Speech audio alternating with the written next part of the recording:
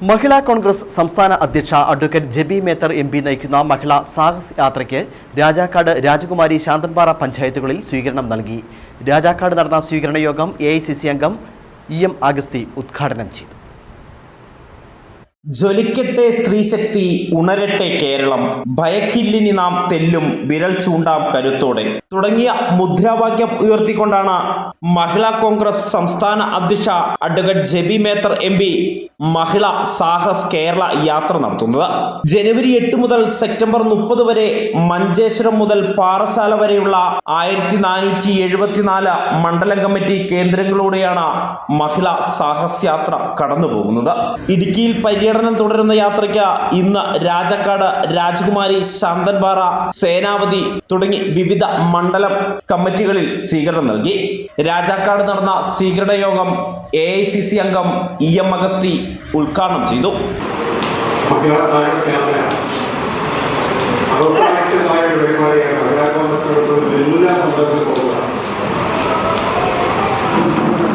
കേരളത്തിലെ എല്ലാ മണ്ഡലത്തിലും പര്യടനമാക്കുന്ന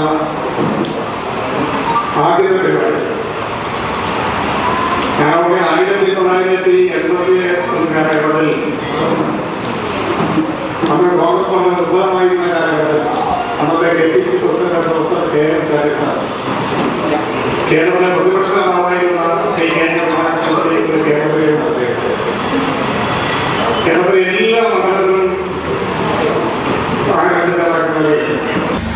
ജാഥ ക്യാപ്റ്റൻ ജെബി മേത്തർ എം.പിക്ക് ഊഷ്മളമായ സ്വീകരണമാണ് രാജാക്കാട്ടിൽ നൽകിയത്.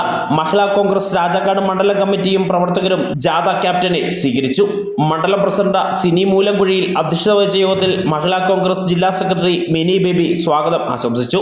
ജില്ലാ പ്രസിഡന്റ് മിനി സാബു മുഖ്യ പ്രഭാഷണം നടത്തി. KPCC secretary Thomas K Rajan, KPCC അംഗം ആർ ബാലൻപിള്ള, AP ഉസ്മാൻ, MB ജോസ്, ജോഷി കന്യാകുഴി തുടങ്ങി നിരവധി ആളുകൾ സംസാരിച്ചു.